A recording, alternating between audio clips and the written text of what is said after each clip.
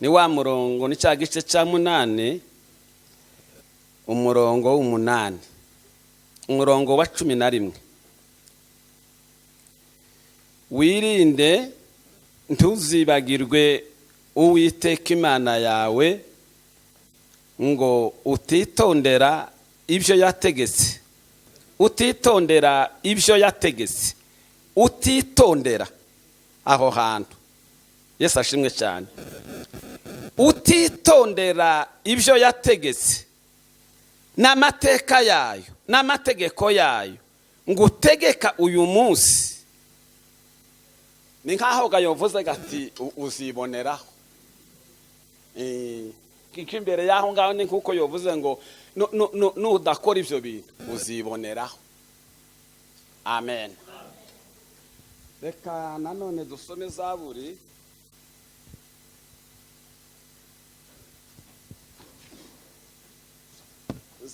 ya 71 ku murongo wa 16 haravuga ngo nzaja aho uri mvuga imirimo ikomeye umwami Uwiteka yakoze. Nzavuga gukiranuka kwawe wenyine. Mana ni wewe wanyigishije uhereye mu buto bwanje kugeza none ndacavuga imirimo itangaza wakoze. Mana ntundeke kugeza igihe mera imvi z'ubusaza. Ntarambirwa abigihe kizaza iby'amaboko yawe. Ntarabwira abazavuka bose gukomera kwawe. Amen. Ndabanza nshimira Imana ku bantu bateguje uyu mugambi wo kushima. Imana ibahereza umugisha. Kandi nta bandi bawuteguje n'abatabazi. Tagihe abantu bovuga imirimo Imana yagiye ikora ngo muyivuge muyisoze. Haba nubwo mwovuga ijoro rigaca mukavuga ejo bukira mwogeza n'icyumweru cyose kigashira n'ukwezi koshira. Ariko ijambo nyamukuru ni ukutibagirwa. Amen.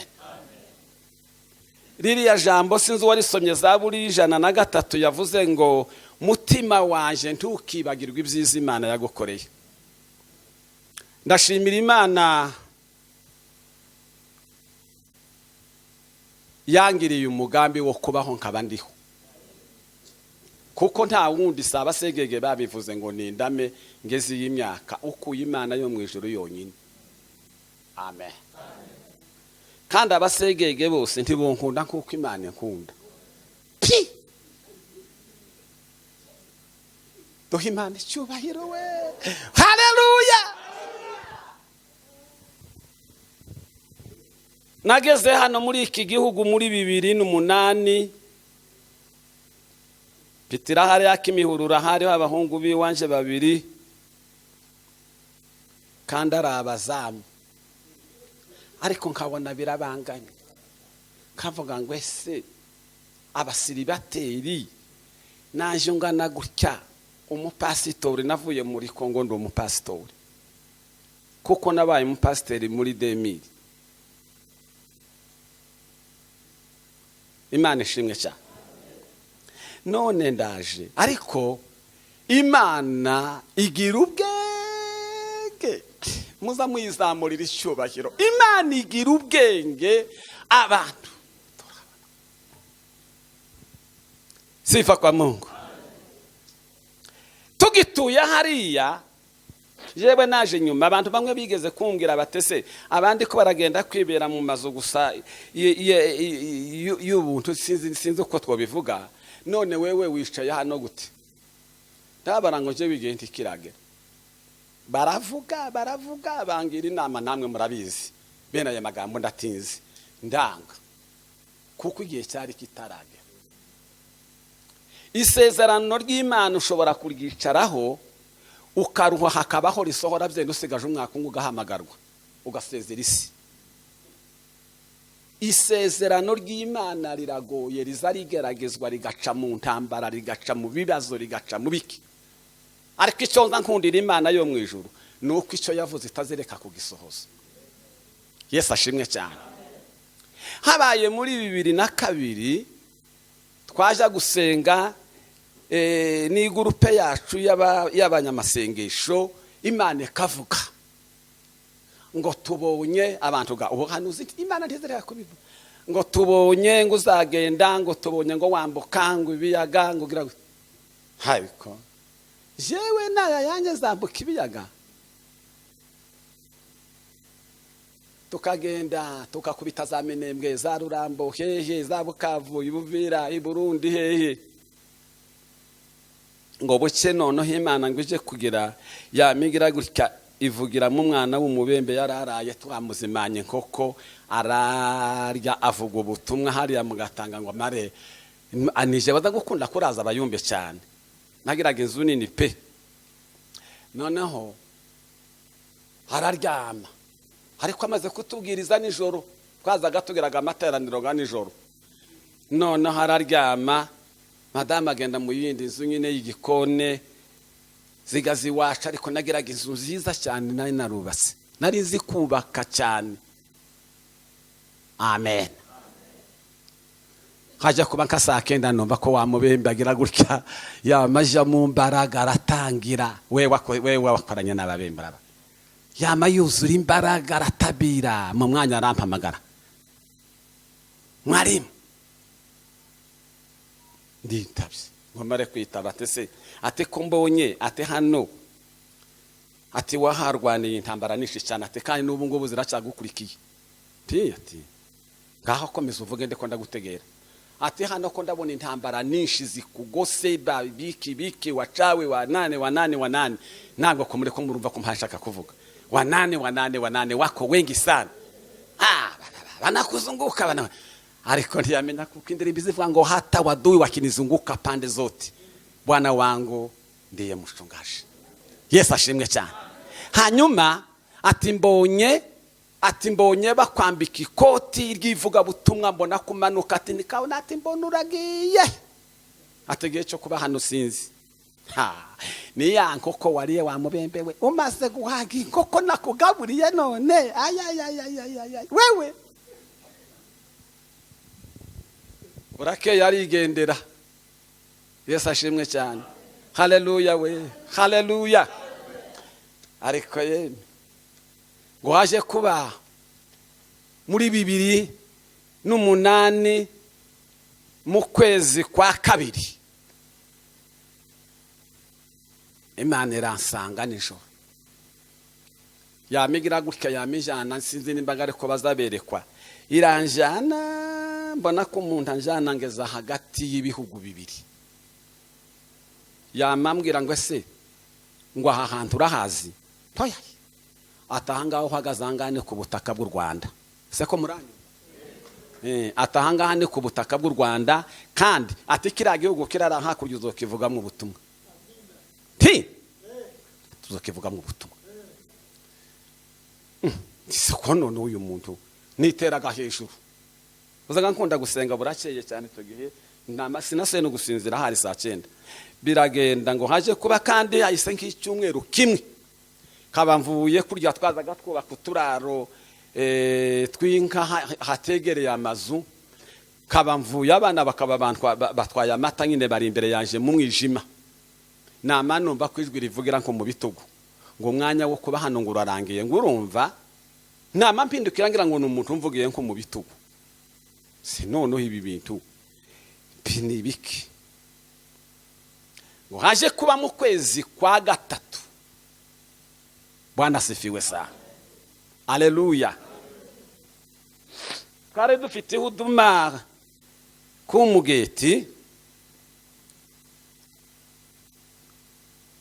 dufite huduma ku Mugeti. Bwana asifiwe sana. Sebaganwa atuma abantu bari baje wabo gutarama, baje ku Mugeti gutarama bavuye kuri Kirumba. Ati mugende mubwire pasiteri wo ku Gashararo, mumubwire ngo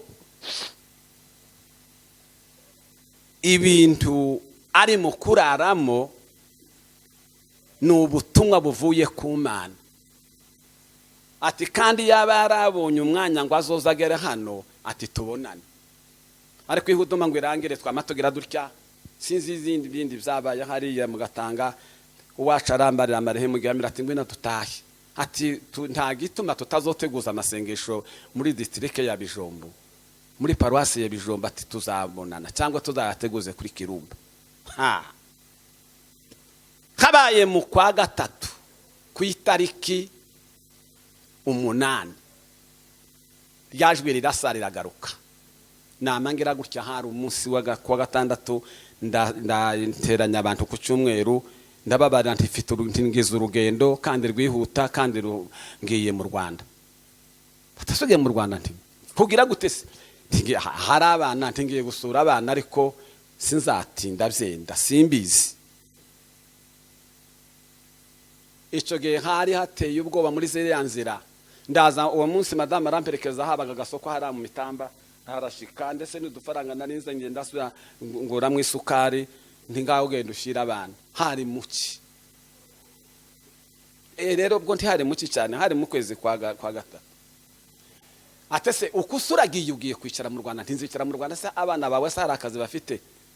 Abasiribateri babazamu wewe rero umwe yaragaye yiga ubwo ngubwo amafaranga yaje kubora aristera yaje gutangira nyuma.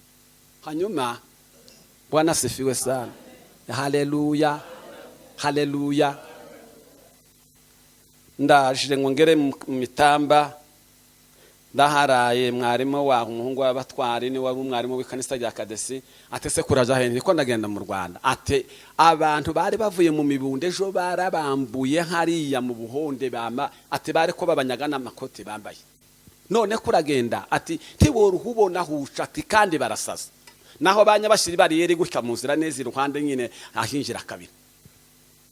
Ariko nyamara tiko ndabona ko nzagenda. Ati wowe uzogenda gute?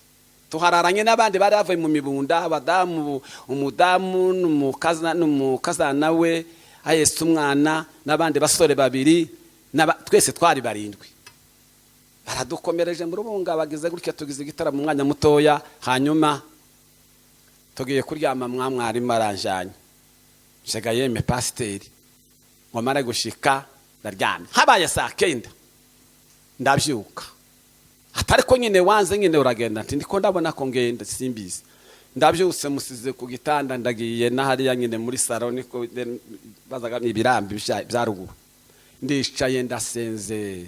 Burya mpaye nsenga nama numva ko ikirere kibohoka, numva ko umutima unemeza wamumbwira ngo wamugenda nta kibazo. Ndagenda nzosabari mu Rubunga nti mubyuke barafite amafaranga y'amadolari baraye gabahaye bakaza bashanyura amakoti bakayashira hangaha, ayandi bakayashira mu matape y'inkweto. Jewe nafite amafaranga yatika ngeza mu Rwanda nama nashira hano. Tabzo naje se nayisagara amadolari nari mfite. Ndababyukije saa 11 nti mubyuke urugendo rurabaye. Bati ntiyakiye nijoro tiburacha tugeza aramwirango mwarimara atariko nyibikoze wasenze. Tinasenze nyine. Tinasenze nyine. Namazamuka nije wari imbere turagenda ngo tugere kuri bariyeri, dusanga bakomeje umuriro. Imana yamiba imbeho yaboherereje imbeho yo mu Buhonde, murahaza bahazi. Imbeho yakundo niho mu isoko y'imbeho. Yamiba kayuza bama basiga ryakombe baragenda baja mu ihoko ngo bahunga imbeho. Twama dusanga gusa n'umuriro, twaturutse nkaha turangiza umuriro uri kuragira gucya basizemo ibishito. Mumare kushika baratambuka, turatambuka ngo tugerajya mu irango zamura icubero cy'Imana. Ndavuga ngo Mana ushimbe. Ngo tugere kuri bariyeri mu irango rya Biziba, dusanga habakatanyama. Kujya kwabo baramuka ngo nimuzane bizangombwa. Kaba mfite cyangombwa nkagira n'agakarite k'igipasiteri marehemu yazaga ayaduhereza. Ngwese urakora iki? Nti no mupasiteri. Ngo tuzatwishyuza abapasiteri ngo wowe witambukire. Abandi babambuye amafaranga twari turi kumwe. Nti nimwihangane mama gajewe urugendo nararusengeye kandi Imana yaranyemereye kuko nzagenda. Cyo bayiro n'ikima. ndaje ndika ngo tugere ku Kirungwa barabambuye jewe ndatambuka ngo tugere hajya habaga amabariyeri nangwa na 6 harya kuri Mundi hagati turika muri Mugaja abahage mu Kijaga nibo banasa amafaranga 50 ngo nizana amafaranga yo kunyita ndashika Ibuvira ndaza ngo era mukamanyura ndamuka bampa karese pasi ndambuka amahoro nuzuye ibyishimo ndashima Imana amaze gushika hano. Imana yo mu ijuru ihereza abatabaza imigisha, si umugisha ni imigisha. Inja kwisanga sinzi nuko nguko kwanje nkunda gutarama, inja kwisanga muri ministeri y'abatabazi titwatangizanyije nabo, ariko maze gushika bayininjizamo nanje numva ndayikunze. Nagiye kwisanga se ni pasiteri wavuze ngo wagiye kwisanga wisanga kandi ntiwabigizemo uruhare. Ho aba babyeyi mubona nubwo ari batoya tukamera nk'urungano kandi nije bari umusaza muri bo bose nuriya kuriya ndamuruta. No nareba ntese ko nguko abagabo b'igikono habaga abagabo b'ibigaba kazandi wangahambira kuvuga ngo iyo bareka kumbona umusanzu ungana gutya bazoza babona ndi kumwe n'aba basore ntibazoza bavuga ngo kuri uriya mugabo ngo yabaye inzererezi. Ariko nukuri kw'Imana sindi umugabo gito, ndi umugabo mwiza ubana n'abantu neza kandi si ukwishekerera. Ndi umuntu uzi kubana n'abantu neza. Iyo uzi kubana n'abantu neza Imana izi kugirira neza. Ndashimira ntarumanga kandi ndarika manze nshime kuko Imana yagutabaye yumvise gusenga kwacu. Imana guhereza umugisha, uracyafite iminsi yo kurama yo kubaho. Satani yari yagusabye iragusaba ariko Imana irabyanga, irakwimana pi. Mu kwezi kwashize nayishuriwe ndoye dusengera kandi ikibazo cy'umuntu, noneho Imana iza kumvishurira ijambo muri Zaburi ya 3 iravuga ngo abanzi banje ni benshi ngo kandi ngo barangose impande zose ngo ariko nyamara Uwiteka niwe buhungiro bwanje. Asifiwe Yesu. Ngije kuvuga ngo yamivuga naratangaye, ariko ijambo ry'Imana riravuga ngo Mana ngo haguruka ngo bakubite ngo wamubakubita ku agasendabageni nakangaka ngo kandi igisigaye ngo wamubakura n'amenyo. Muyisome ni kwivuga timwoza muri Imana icyubahiro. Nukuri ko Satani aratwanga. Haleluya. Ndashimira Imana ya 3 muyisome iravuga ngo nzabakura amenyo. Umuntu yakusa amenyo kandi akameneka nakangaka niki kiba gisigaye. Hari kiba gisigaye ntaba yafuye rwarangiye. Yesu ashimwe cyane. Ndashimira Imana rero tujana n'aba basore biraruha nyine tugataramana hariya turara tujya kimisange nkava kimihurura. Iyo byabaga byakomeye imvura yaguye nkagenda. Ndashimira Imana sinomenya abantu bampaye amatiki, sinabimenya uhereye kuri Mama Beya, Mama Imana guhumugisha, mwuzukuru hariya Mama Mirika Imana guhumugisha, Nyamatungo Imana guhumugisha, n'abandi abatabazi bose batanze amatike bahaye bayampereza. Imana bahereza imigisha. Nta kindi no bifuza kandi ntacyo no baripa, ntacyo no bishyura. Aho igitangaje ngo mara gushika hariya cyo gihe Imana irambara ngo ninje kuvuga ubutumwa Kambara muri 2009 wari kuja kurangira uwo mwaka urugo rukiri ruguru misozi.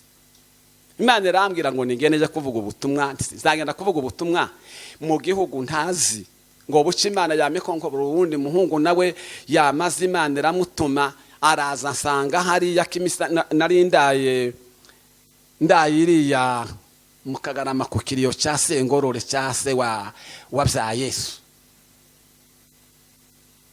Uwo muntu ngwese ngo se wewe Pastor Tito ntiye ati Imana yambwiye nijoro irambwira ngo ngende nkubwire ngo urugo rwawe ruracyari ruri ati ko ndarubona kure mu misozi atariko ati ruraje ndaho ruraje se rwonyene ruzizana rwonyene tagiye kuruzana nzagenda nje kuruzana igihe nikigera atariko mbonye ugenda ati mbona ushika uhura n'intambara atariko mbona urugamba rusinze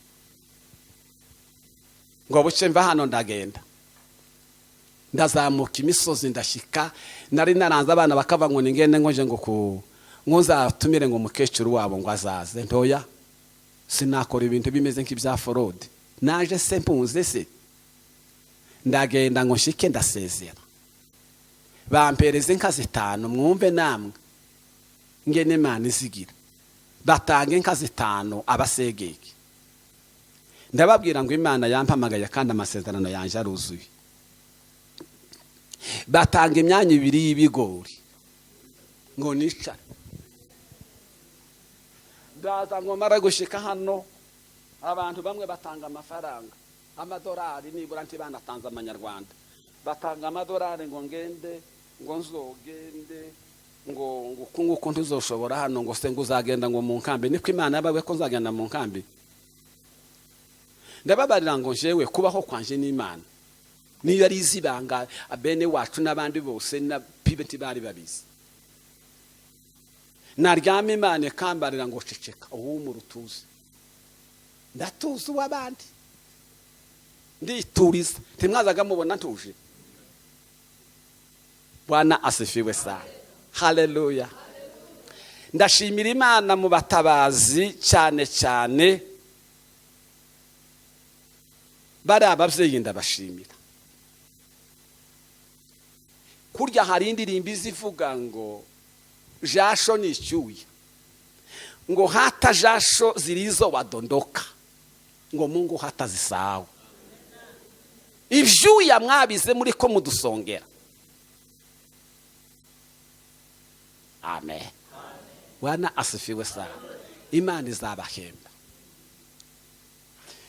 niyi ministera ikomereye ndashimira Imana kuko mubo twarambiseho ibiganza bamaze kubamwo barevera kabambera ninde wo babariye ngo mberwa cyagengwa azabarevera mukabyemera tuvugisha ukuri kw'abakristo amen ariko Imana ikavuga tugacicika iwarabizi turaziranye nabo bararuha bavuga kuko nije wamuhaye uriya mugore afite ndabeshe sinagusengeye uri umunyeshuri hariya w'umushomeri namara kugusengera nkakubwira ngo utabuko ufite hano mu Rwanda ndiko ndabona ubukwe bwawe mu Minembwe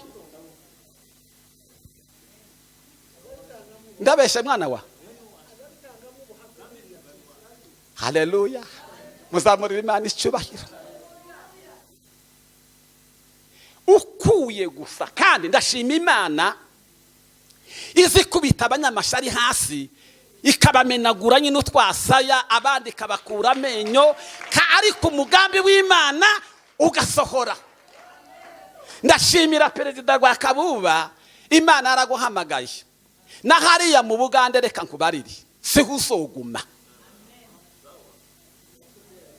nukuri kw'Imana yo mwijura akaba Imana araguhamagara ngo uzoguma hara mu Bugande ndabikubariye mu myaka nimba ari uyu nguyu tugiye kwinjiramo cyangwa se uwundi ariko ndiko ndakubona ahandi hantu ubyandike asifiwe Yesu haleluya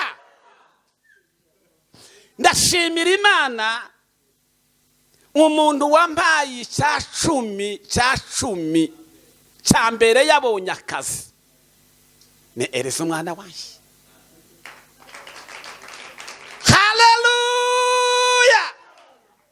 none amaze kuba pasiteri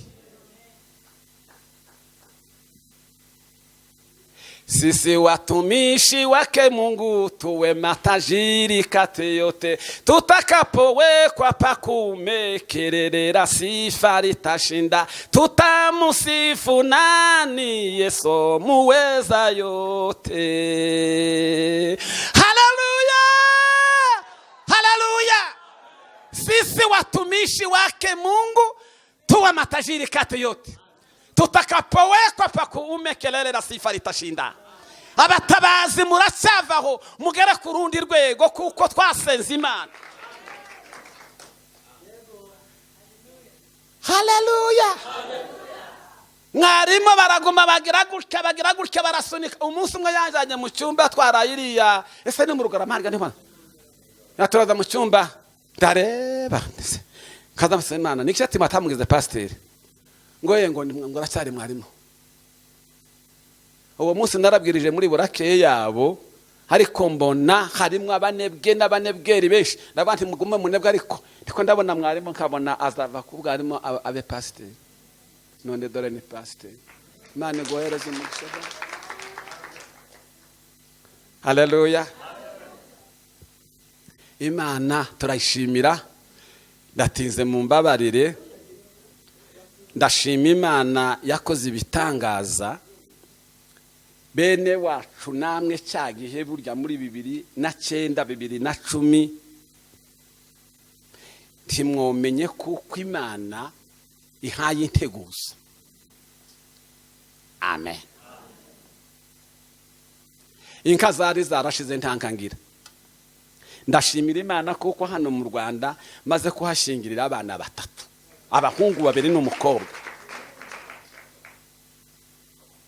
Kandi mu bantu bakoze amakwemeza mwakabyarana keretse none perezida niwe nokuramo. Ariko abandi bantu baba Silviriani nkaye nta muntu wakoze ubukwe bwiza kuruta amakwe nakoreye mu Rwanda. Aye wewe ndabeshe timwayatashye. Haleluya. Ko turavuga ibitangaza by'Imana ni igitaramo mwihangana. Ndashimira Imana kubwuriya mukobwa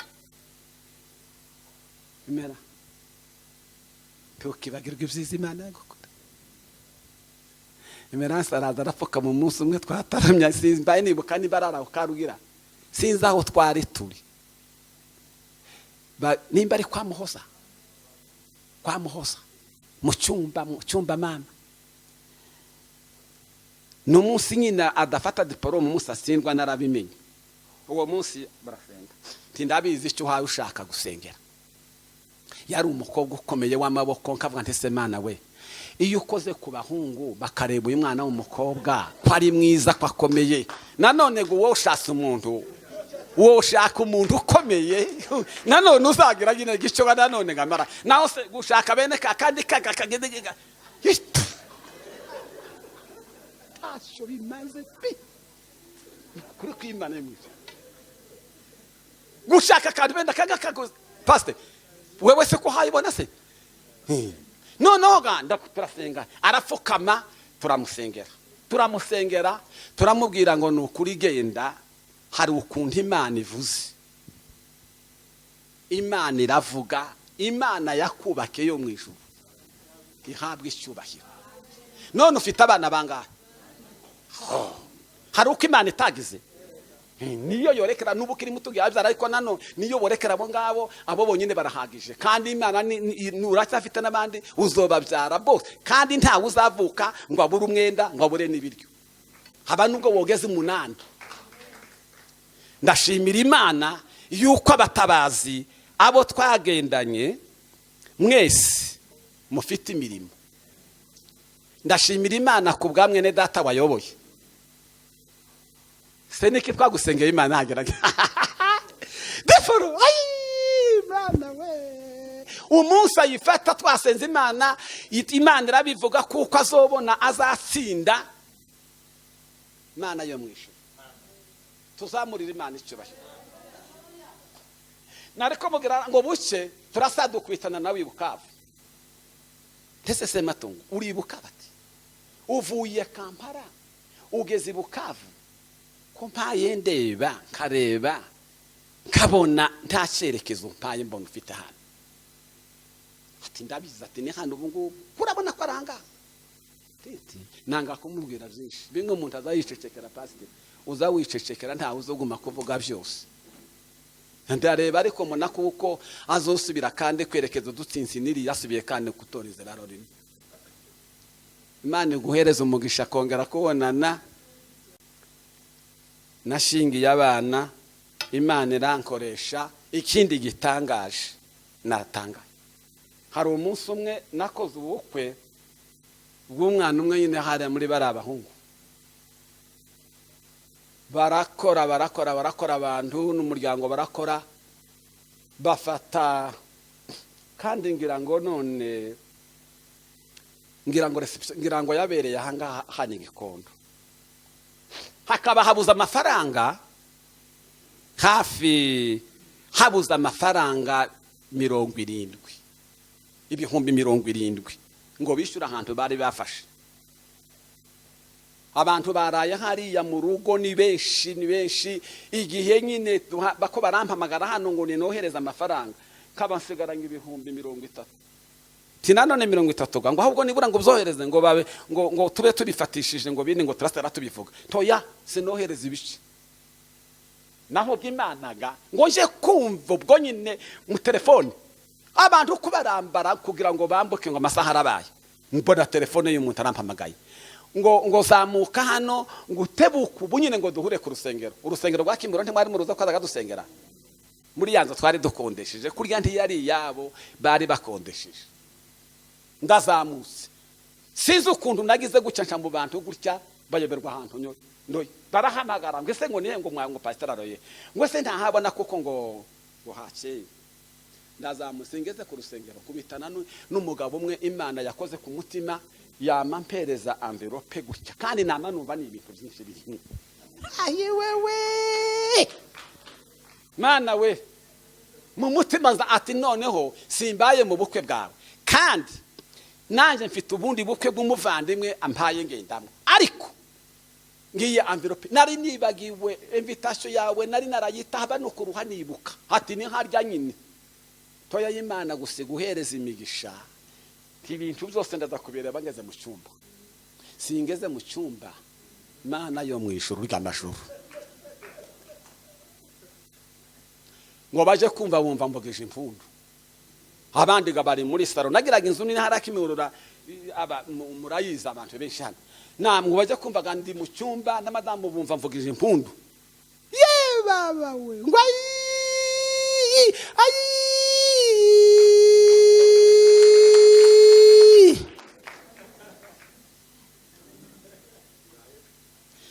Gwese nibuta bibaye ngo nibiki. Namafata mpamagaye umusoro umwe muhaye ibihumbi 70 ntibyirukanka ugende wishyura ideni, sigaranya amafaranga. Bamwe bafatiye za moto bararenza hano Gikondo. Singeze hano Gikondo twagiye gusoza inane reception mfite ayandi mafaranga 100,000. Mana yo mwisho turamboka na haraki imihururu. Ibintu Imana yakoze biratangaje. Ndashima Imana yankoresheje ibi byose. Nicyo gituma naririmbye irandirimbo ndagushimiye Mukiza kubw'urukundo wankunze, wampinduye umugendi ngo zangeze amazi mu bawe. Amen. Ibintu ejo bundi muri kono kweze kwa 9 barantumiye hariya Nairobi, nubwo nari nsanzwe ngendayo. Mpamagara umukozi mu bakristo bacu baraza bakora hara kwa Dodo hara Nyabugogo, ntimunkatishirize ibisi kandi muntorera umwanya mwiza w'imbere. Imana yo mwijuru igira neza. Vuga ngo Imana igira neza. No gushima Imana so kwigaya.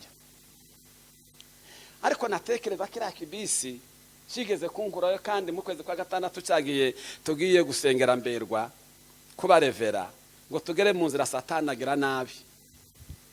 Shoferi arasinzira, imodoka ija kutumena, nawo nkaba mfite ubutumire bwabo arije muvuga butumwa. Murumva ingene Satani zigira. Ariko kaba nabibonye nkiri Nairobi mu ijoro ryo kuwa 3 tuza na 4 twahagarutse nisa 7 z'amanywa. Amaze nijoro haza umuntu ansumuriza utubwa 2. mbona ko ntora inkoni ndadukubita, kamwe kagaturuka iburyo ngagakubita kandi kakaturuka ibumoso nkagakubita, ndazikubita izo mbwa turwana nazo, ariko inja kuzikubita ziza guhunga, ariko narwanya intambara ikomeye. Kandi si ibi bintu ni ibiki? Iyo tuvuze ubutumwa Satani azarakara, azacura imigambi. Ni ukuri kose azacura imigambi.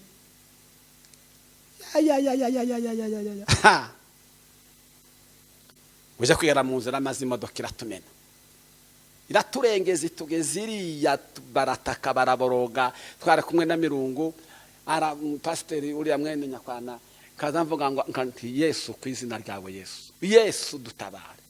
Kaza ndi Yesu dutabare, uraturese nyine nuko dufite. Igiye kutumena gutya, amapini yashingutse, irasakanigira gutya, numva ku mugongo wamushaka guturika. Nagize ishoke n'ubu ngubu, ariko Yesu azaguma agenda nkandakanda. Haleluya. Ngo ajya ko beje bune mu kwezi kw'icenda, maze gukatisha Nyabugogo, kekera nahamagaye umukristo wacu, nti ngaho unkatishiriza umfatira umwanya mwiza. Hari saa 7 z'amanywa, tugendaga nimugoroba, mbona message ngo uburese gukatisha, ngo turiko turashakisha ngo uburyo ngo tukubonera amafaranga ngo yatike ngo uzonyure ku ndege. Namanengera mu cyumba ndavuga ngo Mana, irijwi rije ribe ryo nunkorera ivyo bintu.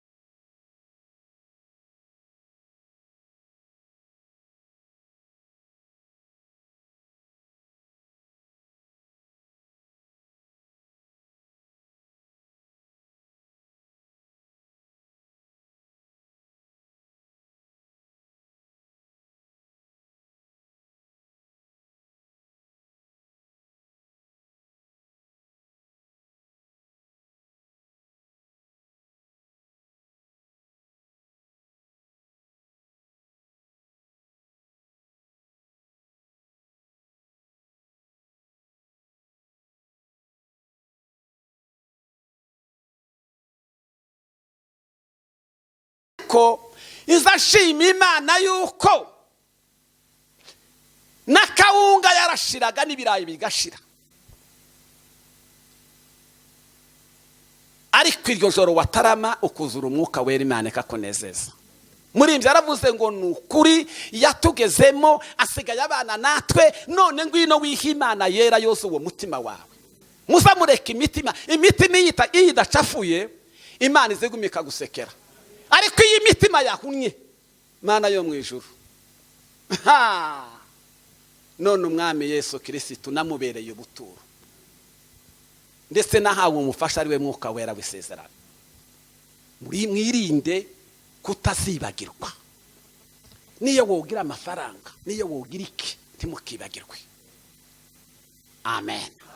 Niyo wogira umuryango, ziriyaga umenyega ngo ya masengesho twaraga turasengera, umenye ngo kurya n'imbuto zo mu batabazi.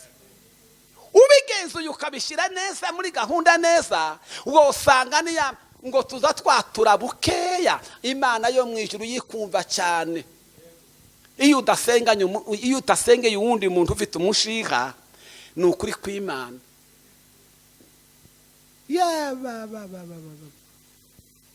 Shari abanyamashyari, ishyari ni ubugome. Nakurikiranye ayo magambo, ni amagambo 5 yanditse hara mu rwandiko rwa Petero. Amagambo 5 harimo ijambo ryitwa ishyari. Ishyari ni ubugome, ni ubugome bubi. Igifu kimwe cy'umunebwe kigera kuvuga sinkivuga. Umushyitsi yararaye mu wanje tukibarara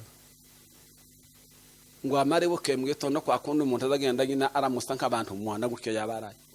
Amango ariko ngo muzuza korana ngo muri ya ngo hataba amata ngo bone icyo usomera ngo kuriya ngo ntimamuzi kuko abantu bahari.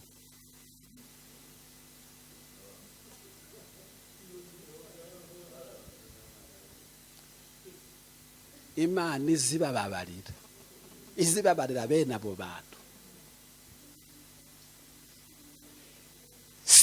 Sizopfa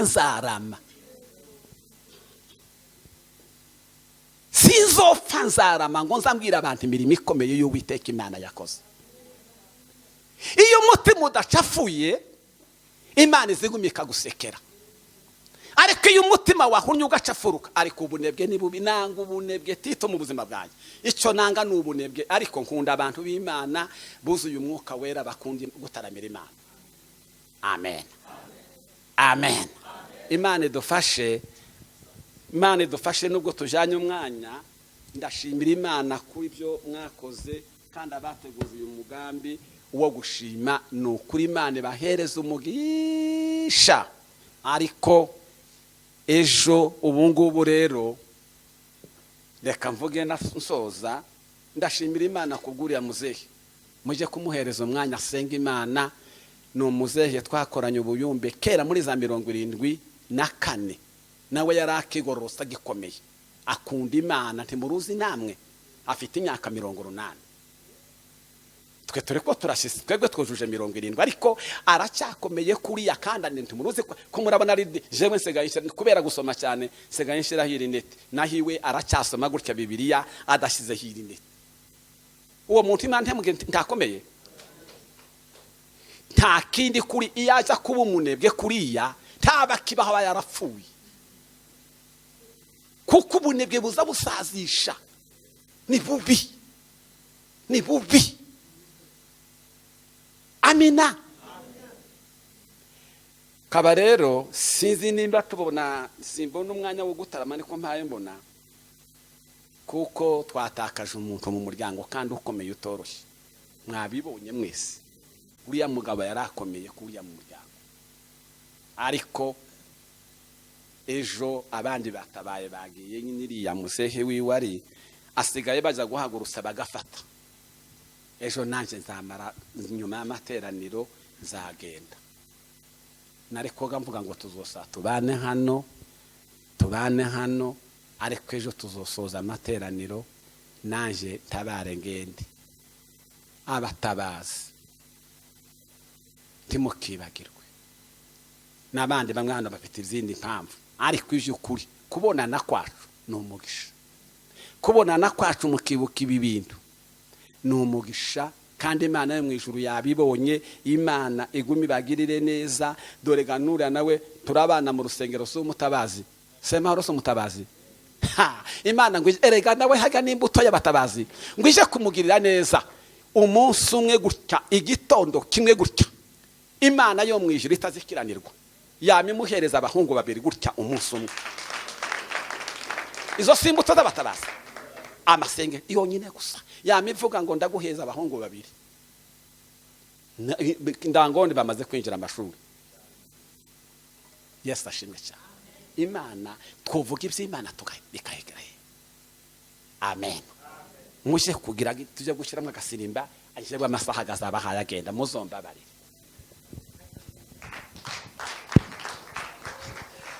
Arakoze cyane muzehe, Imana iri mu ijoro imuha umugisha. Semeni amen. Igitaramo kiracyakomeje. Amen.